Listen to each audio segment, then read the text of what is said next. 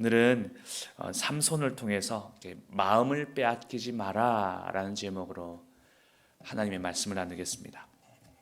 사사기는요, 이스라엘 백성들이 광야의 생활을 끝내고 이제 하나님께서 가나안 땅을 정착하는 과정에 기록된 역사입니다. 하나님은 이스라엘에게 가나안 땅을 주실 때, 살아갈 터전을 주실 때 거기 머물며 사는 모든 족속을 사실 멸하라고 하셨어요. 그러니까 가나안 족속을 다 멸하라, 진멸하라고 그러셨어요. 오직 내 하나님 여호와께서 네게 기업으로 주시는 이 민족들의 성읍에서는 호흡 있는 자를 하나도 살리지 말지니 곧 헷 족속과 아모리 족속과 가나안 족속과 브리스 족속과 휴위 족속과 여부스 족속을 네가 진멸하되 내 하나님 여호와께서 네게 명령하신 대로 하라.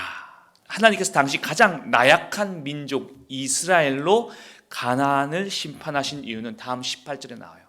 이는 그들이 그 신들에게 행하는 모든 가증한 일을 너희에게 가르쳐 본받게 하여 너희가 너희의 하나님 여호와께 범죄하게 할까 함이니라. 하나님 외에 다른 신을 섬기는 자체뿐만 아니라 바알과 아세라 숭배에는 돈과 돈과 힘을 얻고자 최고가 되고자 하는, 내가 그렇게 되고자 하는 것에 대해 숭배 사상이 포함되어 있어요. 신전 앞에 옷을 벗고 신을 흥분시켜야지, 신을 기쁘게 해줘야지 복을 받는다라는 거였죠. 그래서 성적으로 굉장히 문란했습니다. 이걸 하나님은 가증한 것이라고 했죠. 오늘날에도 보면 애인 없는 사람이 바보다라고 말하는 사람이 있어요. 결혼하고 아내가 있고 심지어 자녀도 있는데도 불구하고 애인 없는 사람이 바보다. 이게 세상의 풍조죠. 돈이 많으면 세상으로 빠지고 돈이 많으면 다른 여인에게 눈길 끌고, 결국 가나안은 하나님께로 가증한 죄, 그것으로 인해 심판하기로 하나님께서 작정하셨고, 그 심판이 바로 가나안 족속들을 남기지 말고 싸그리 다 진멸하라는 거였어요. 그들의 삶, 그들의 문화, 그들의 모든 것들을 다 봐주지 말고 다 진멸하라. 또 한편 그 땅에 새로 세워지는 하나님의 백성 이스라엘이 그 가증한 일을 보거나 따르지 않게 하려고 그들을 완전히 진멸하라고 하셨습니다. 하나님은 사전에 분명히 이스라엘 백성에게 경고하셨어요. 신명기 7장 16절에 보니까 네 하나님 여호와께서 네게 넘겨주신 모든 민족을 내 눈이 긍휼히 여기지 말고 진멸하며 그들의 신을 섬기지 말라. 그것이 네게 올무가 되리라. 그러나 안타깝게도 이스라엘 백성은 그럴 수 있음에도 그렇게 하지 않았어요. 광야의 떠돌이를 들어가지고 가나안을 정복하게 하시고 가나안 땅의 주인을 바꿔주시는 거예요. 하나님께서 할 수 있게 해주셨다니까요. 그러니까 그럴 수 있었어요. 충분히 가나안 다 정복하고 진멸할 수 있었던 거예요. 그런데 그렇게 하지 않았어요. 그러니까 이게 믿음이 없다는 것이 아니고 의지의 문제인 거예요. 믿음은 있는데 의지가 없는 거예요. 할 수 있는데 그렇게 하지 않는다는 거예요. 어떤 경우에는 적당하게 협의하고 합의를 보기 시작하고, 어떤 경우에는 가나안 사람들을 종으로 삼아 부역을 시키기도 합니다. 타협하는 거죠. 분명 처음에는 눈에 보이는 유익이 분명히 있었습니다. 가나안 사람들을 종으로 삼아가지고 부역을 시키니까 아무래도 생산 효과라든지 살아가는 편의가 분명히 있는 거죠. 그런데 그것으로 더 분명한 올무가 분명히 되게 되었다는 거죠. 가나안 족속과 가나안의 문화가 여전히 남아있는 거예요. 그것을 보고 따르는 문제가 생기기 시작했고, 이스라엘도 가나안 여인에게 눈이 돌아가기 시작했고, 성적으로 문란해지기 시작했고, 바알신을 숭배하는 신적 창기에게 자기의 몸을 거기에 맡기기도 하는 일도 나타나기 시작했습니다. 가나안이 받아야 할 심판을 이스라엘 역시 자초함으로 인해 때때로 되레 압제를 당한 일이 생겨나게 되게 되더라는 거죠. 그렇게 하나님의 손에서 벗어난 이스라엘은 딱 세상의 원리대로 대갚을 받게 되게 됩니다. 여러분, 세상의 원리는요, 더 강한 자가 생겨날 때마다 약한 자는 압제당하는 거예요. 세상의 원리는 그래요. 내가 힘 있어가지고 지금은 모든 것을 내가 통치하는 것 같아 보이지만 얼마 가지 못해 세상에는 나보다 더 강한 자가 분명히 또 일어서요. 나보다 돈 많이 버는 사람, 나보다 힘 있는 사람, 나를 조종하는 사람들이 분명히 일어서요. 이게 세상의 원리예요. 더 강한 자는 지금 내가 강할지 모르지만, 지금 내가 모든 걸 제어할 수 있다라고 말할지 모르지만, 아니요, 조금 지나면 세상에는 나보다 더 강한 자가 분명히 나타납니다. 그렇게 하나님의 손에 벗어난 이스라엘은 딱 세상의 원리로 더 강한 자가 생겨날 때마다 종이 되거나 압제를 당하는 일들이 빈번하게 일어나게 되게 되다는 거죠. 하나님은 이럴 때마다 이제 사사를 세워서 돌이키게 하시고 그 백성들을 구원케 하시는데, 이 사사, 히브리어는 쇼페트라고 해요. 쇼페트. 지도자 또는 이 재판관을 나타내는 말이에요. 재판관. 여러분, 재판관은 어떤 사람들입니까? 무엇이 옳은가, 무엇이 그른가를 판단해 주는 사람 아닙니까? 재판관이 이게 안 선다 그러면은 그 사람 나라 망치는 거예요. 세상을 망쳐가는 거예요. 그러니까 사사, 하나님께서 옳은 지도자이며 재판관을 세우는 거예요. 그러니까 하나님 앞에서 무엇이 정말 옳은가 그른가를 판단할 수 있는 그 대표적인 지도자, 재판관을 하나님께서 세우시더라는 거죠. 사사기에는 총 12명의 사사가 등장해요. 각 시대마다 이 부름받은 사사는 하나님의 영이 사로잡혀서 그 능력으로 백성들을 구원해냅니다. 그러니까 하나님 앞에서 무엇이 옳은가를 분명하게 판단하여서 이스라엘 백성들이 악으로 멸하지 않도록, 잘못된 길로 가지 않도록, 다시 가나안 사람들과 같이 그런 실패의 길로 가지 않도록 하나님의 영을 부어주셔가지고 그 성령에 충만한 사사들이 정말 하나님 앞에 옳은 길로 가도록 그 백성들을, 그 민족들을 인도하는 거예요. 그러나 가장 마지막 사사가 삼손인데, 여러분 삼손 다 들어봤을 거예요. 삼손만은 그러지 못했어요. 삼손만은 그 백성들을 구원하지 못해요. 심지어 그는 역사상 하나님께로 가장 큰 힘과 능력을 받은 사람이에요. 이 삼손의 모습은 심각한 위기에 대한 경고의 말씀이에요. 다른 이도 아니고, 그러니까 일반 백성이 이런 문제가 있다면 그래도 뭐 그럴 수 있겠지 싶지만, 사사이며 하나님의 영에 붙들린 사람이 그 사명을 망각하고 하나님 앞에 무엇이 옳은지 그른지를 분별하지 못해주고 있기 때문이라는 거죠. 누가요? 오늘날 사사가 만약에 영적인 지도자로서의 목회자라면 이 목회자가 무엇이 하나님 앞에서 옳고 그름을 판단하지 못한다고 생각해 보세요. 심각한 거예요. 이는 오늘날 우리에게도 동일하게 주는 경고임의 메시지이기도 해요. 인간이 아니라 하나님의 아들이신 십자가의 피값으로 우리가 구원받았다는 거예요. 그렇게 구원받게 되는 하나님의 자녀이고 우리 그리스도인인 거예요. 그렇게 된 우리 그리스도인이 그 은혜와 사명도 모르고 신앙으로 옳고 그르게 판단하고 결정할 능력이 상실되어 가는 것을 말해주고 있는 거죠. 오늘 우리가 하나님 앞에서 살아가면서, 그러니까 오늘 우리가 신앙을 가지고 살아가면서 우리가 무엇이 옳고 무엇이 그른지 지금 판단하지 못하는 시대라는 거예요. 이게 사사시대의 말씀이고 오늘날 우리에게 동일하게 말해주는 말씀이에요. 내가 신앙으로 살아가는 데 있어서 무엇이 더 하나님 앞에 옳은 것인가, 이걸 우리 분명히 모르진 않을 거예요. 믿음이 없는 게 아니에요. 의지의 문제예요. 의지의 문제. 우리 믿음은 있는데 의지가 없어요. 그럴 수 있는데 그러지 않아요. 그래서 사사기의 끝에 미리 그 결론을 우리가 들어보면 사사기의 끝 가장 마지막 구절에 뭐라고 말해주고 있는지 아십니까? 대놓고 부정적으로 우리에게 딱 이렇게 말해요. 그때에 이스라엘의 왕이 없으므로 사람이 각기 자기의 소견에 옳은 대로 행하였더라. 여러분, 이스라엘의 왕이 없으므로 라는 말은 무슨 말입니까? 하나님의 왕 되심, 하나님의 주 되심을 인정하지 않는다는 거예요. 하나님의 주 되심을 상실한 시대라는 거예요. 그러면 누구를 왕으로 여기며 살아갑니까? 자기 자신이요. 내가 왕이 되어버린 거예요. 하나님 앞에서 내가 왕이 되어버린 거예요. 하나님보다 내 판별, 내 의지, 내가 충분히 맞다라는 것을 하나님 앞에 더 내세울 수 있을 정도가 되어버린 거예요. 자기가 왕이고 하나님은 필요할 때마다 기도해야 할 적당한 신으로 여기게 되게 되는 거죠. 내 어려울 때 하나님, 내 기도할 때니까 도와주세요. 진짜 어려울 때 하나님 도와주세요. 하나님 도와주세요. 근데 딱 그때 내가 필요할 때 적당하게.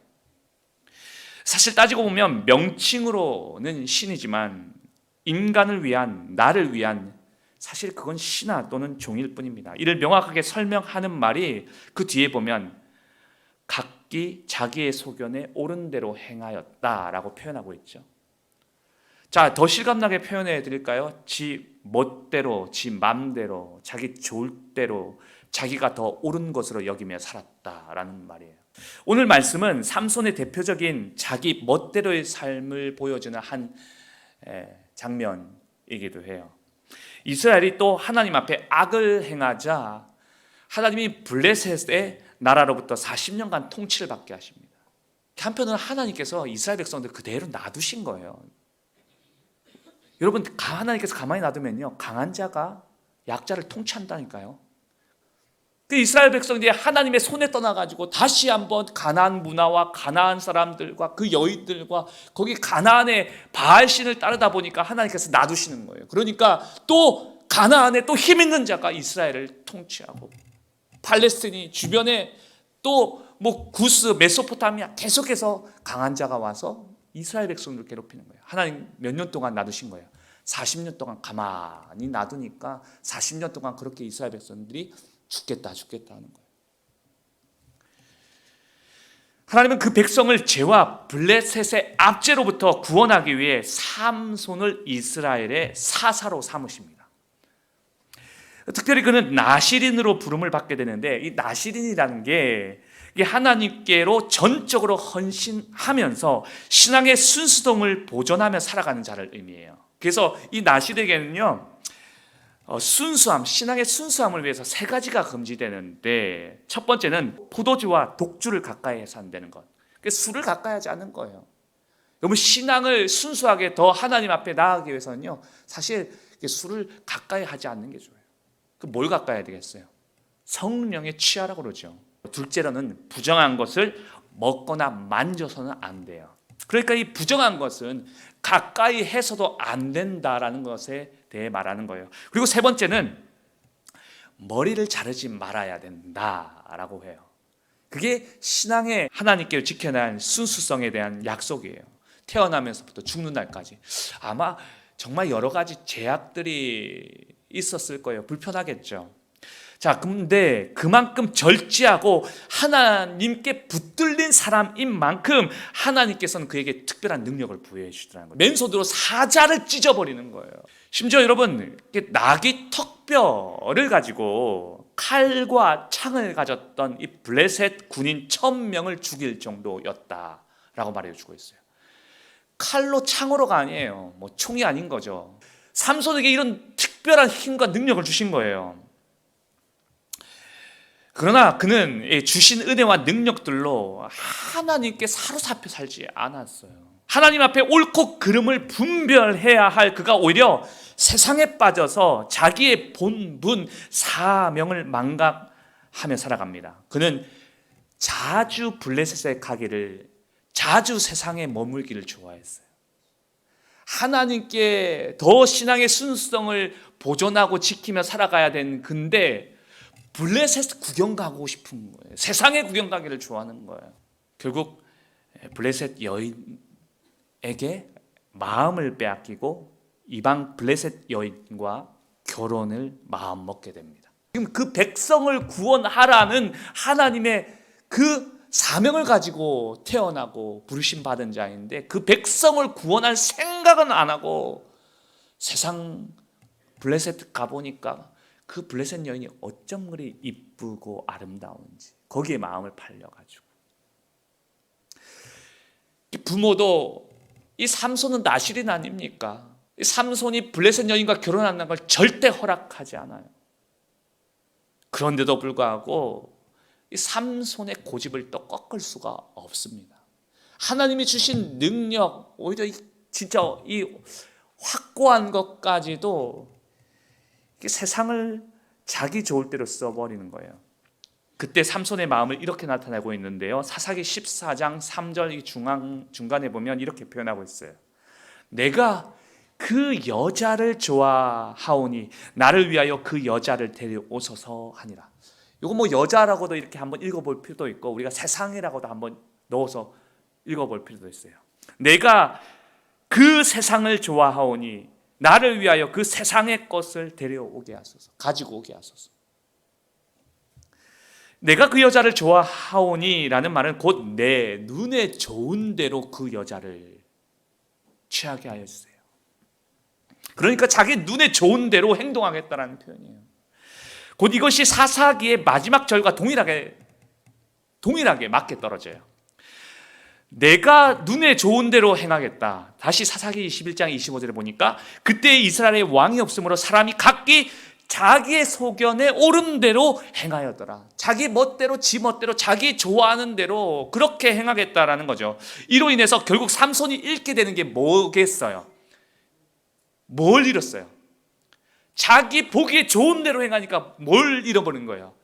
자, 첫 번째는 하나님께 주신 능력을 잃어버렸잖아요. 하나님이 주신 것, 그 나귀 턱뼈로 1000명을 무찔릴 수 있었는데 결국 힘을 다 잃어버려요. 자, 붙잡혀가죠. 그 다음에 뭐 이럴게요? 두 눈이 뽑혀버려요. 자기 눈에 보기 좋은 대로 가가지고 결국 자기 눈이 다 뽑혀버려가지고 결국 이 블레셋 족속의 무리에 거기서 조롱당하면서 평생을 살아가게 되는 거예요. 여러분, 눈에 보기 좋은 대로 살아가면 여러분 두 눈이 뽑히는 일이 일어나는 거예요. 영적으로 눈이 멀게 되게 된다라는 것을 말해주고 있어요. 세상은 보기 좋은 것들로 우리의 영적인 눈을 빼앗아 버립니다. 여러분, 세상의 눈에 즐겁게 하고 눈에 보기 좋은 것들이 얼마나 많은지 모릅니다. 그런데 그것이 여러분의 영적인 눈을 뽑아버리는 거예요. 결국 그것이 여러분을 지옥으로 치닫게 만드는 거예요.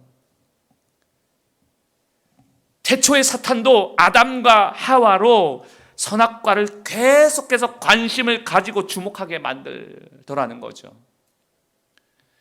사탄이 와가지고 야, 저 선악과에 대해서 말하기 시작하고 선악과를 보라고 말하고 있고 계속 거기에 주목하게 만드는 거예요. 그때 아담과 하와가 선악과를 보면서 한 표현이 뭔지 아세요? 창세기 3장 6절에 보니까 이렇게 표현해요. 여자가 그 나무를 본즉 먹음직도 하고 보암직도 하고, 그러니까 거기를 계속 보게 만드는 거예요. 좋아 보이게. 근데 여러분, 우리가 계속 보게 되게 되면 거기에 우리의 마음을 빼앗기고 마음이 그것을 사랑하게 되어 있어요. 우리가 뭔가를 사랑하면 그 상대방은 우리의 마음을 요구해요. 우리가 세상을 사랑하고 뭔가에 주목을 가지는 그 순간 그 세상은 우리 마음을 요구하고 내가 그걸 사랑하게 하도록 우리 마음을 달라는 거죠. 내 마음을 빼앗겨 버리는 거예요. 내 눈을 거기에 고정시키고 내 눈을 빼앗기게 되게 되는 거죠. 결국 마음을 뺏기고 하나님 앞에 분별해야 할 우리의 영적인 눈을 잃어버리게 되게 되는 거예요. 하나님께서 우리에게 주신 사명, 하나님께서 우리에게 어떻게 살아가야 된다는 그 모든 것들을 다 눈멀게 만들어버리는 거예요. 사랑하면 참 웃기잖아요. 사랑하면 지 눈에 안경이라고 그러잖아요. 사랑하면 지 눈에는 그렇게 이뻐 보여요. 사랑하면 마음을 빼앗겨버리고 사랑하면 그렇게 되게 되는 거예요. 그래서 잠언을 통해 하나님의 백성은 이런 지혜를 가져야 된다라고 말하는데, 잠언 40장 20절부터 23절까지 말씀을 보면, 내 아들아 내 말에 주의하며 내가 말하는 것에 네 귀를 기울이라. 그것을 내 눈에서 떠나게 하지 말며 내 마음속에 지키라. 그것은 얻는 자에게 생명이 되며 그의 온 육체 건강이 됨이니라. 모든 지킬 만한 것 중에 더욱 네 마음을 지키라. 생명의 근원이 이에서 남이니라. 뭘 지키라고요? 더욱 마음을 지키라. 마음을 잘 지키는 것, 생명은 거기서부터 난다라고 말해주고 있어요. 마음을 잘 지키려면 우리의 보는 것부터 달라져야 된다라고 말하고 있어요. 되게 우리는 보는 것들을 통해 그것을 분명히 사랑하게 되어 있기 때문이죠.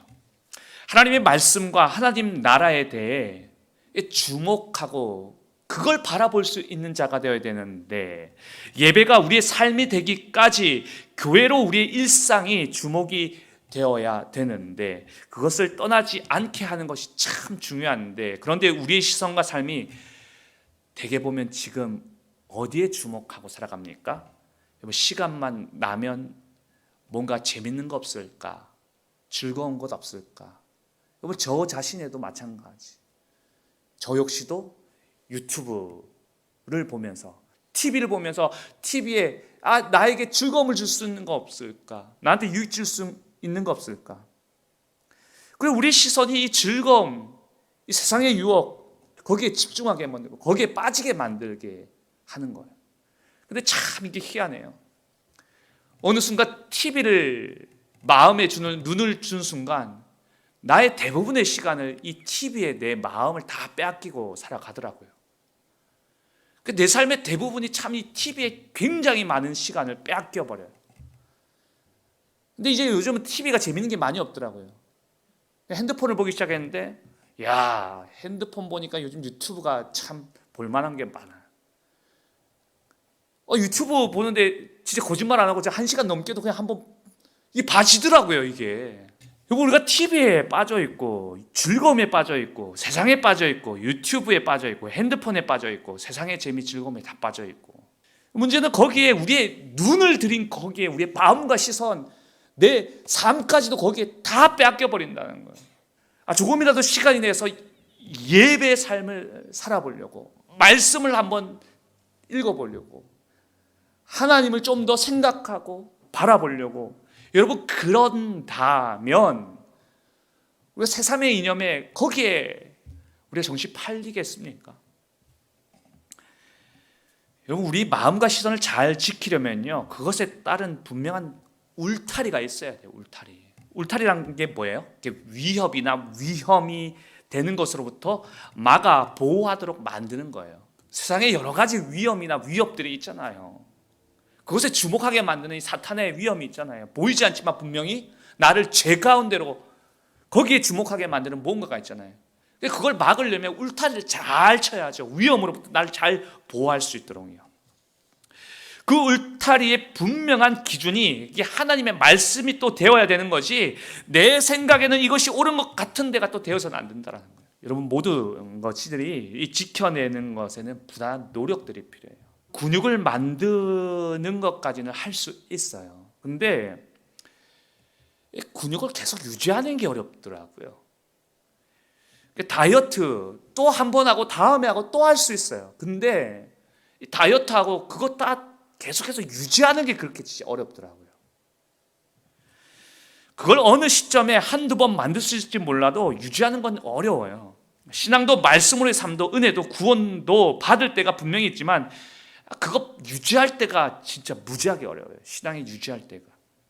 그러므로 마음과 시선을 지키기 위한 울타리를 잘 쳐놔야지 그걸 유지할 수 있는 거예요. 또한 우리의 눈과 시선을 세상보다 하나님의 뜻과 시선에 둘 수 있어야 되는 거죠. 이게 적극적으로 시선을, 우리의 눈이 가는 곳에 우리 마음과 사랑함이 가는 거니까 거기에 우리의 눈을 최대한 가지 말고 적극적으로 그냥 하나님께로, 하나님의 말씀으로 적극적으로 거기에 시선을 두게 만드는 거예요. 여러분, 쉬어도 주 안에서 쉬는 걸 한번 훈련해 보십시오. 여러분, 말씀으로 회복됨을 습관화해 보십시오.